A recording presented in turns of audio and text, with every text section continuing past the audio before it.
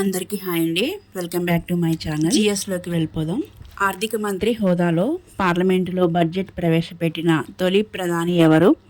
జవహర్లాల్ నెహ్రూ. ఆంధ్ర శివాజీ అని పేరు పొందిన వ్యక్తి ఎవరు? పర్వతనేని వీరయ్య చౌదరి. ఏ రాష్ట్రంలో జాతీయ పార్కులు ఎక్కువగా ఉన్నాయి? అండమాన్ నికోబార్ దీవులు.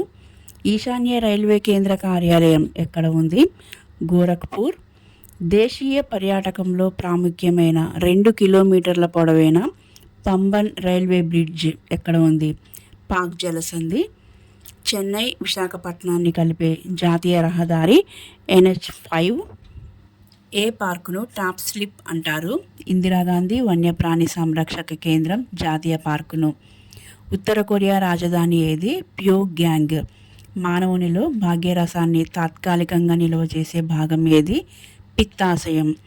ఆసియాలోని తొలి ఆటోమేటిక్ సైఫాన్ సిస్టమ్ ప్రాజెక్ట్ అయిన సరళ సాగర్ ఏ జిల్లాలో ఉంది? వనపర్తి. దేశంలో తొలి సెమీ హై స్పీడ్ రైలు వందే భారత్ను ఎప్పుడు ప్రారంభించారు? Feb 15, 2019. నిజాం రైల్వే సంస్థ ఎప్పుడు ఏర్పాటు జరిగింది? 1874.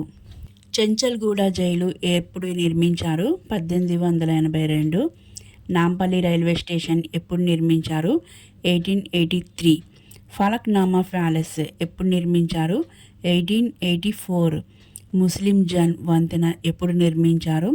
1884. టెలిఫోన్ సౌకర్యం ఎప్పుడు జరిగింది? 1884. హనుమాన్ వ్యాయామశాల ఎప్పుడు నిర్మించారు? 1893. హైకోర్టు ఎప్పుడు నిర్మించారు? 1920. ఉస్మాన్ సాగర్ ఎప్పుడు నిర్మించారు? 1920. భారతదేశంలో తొలి ప్రెసిడెన్సీ బ్యాంక్ ఆఫ్ బెంగాల్. వాయు వేగాన్ని కొలిచే పరికరం ఏది? అనిమోమీటర్. కార్పొరేట్ ట్యాక్స్ను ఎవరు వసూలు చేస్తారు? కేంద్ర ప్రభుత్వం. మలేరియా వ్యాధి ఏ అవయవంపై ప్రభావం చూపుతుంది? ప్లీహం.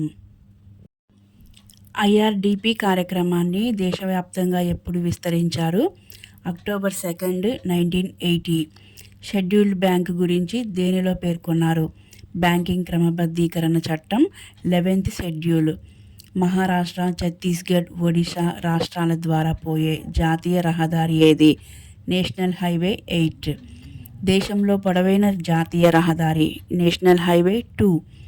తక్కువ దూరంలో జాతీయ రహదారులపై ఢిల్లీ నుంచి గ్వాలియర్ మార్గంలో భోపాల్కి ఒక ట్రక్కులో సరుకులు తీసుకుపోవాలంటే జాతీయ రహదారుల సముదాయంలో దీని ద్వారా వెళ్ళాలి.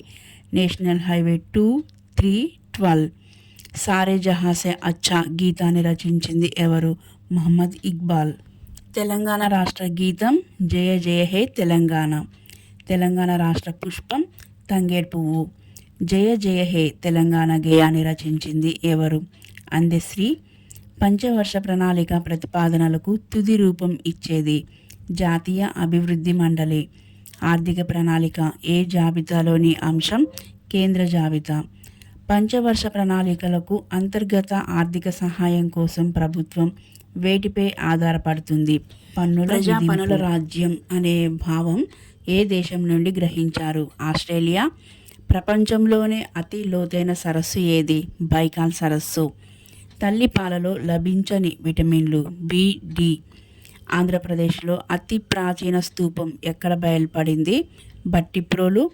కన్నీటిని స్రవించే గ్రంథులు ఏవి? లాక్రిమల్. శతాబ్దపు చివరి రోజు ఉండని వారం మంగళవారం.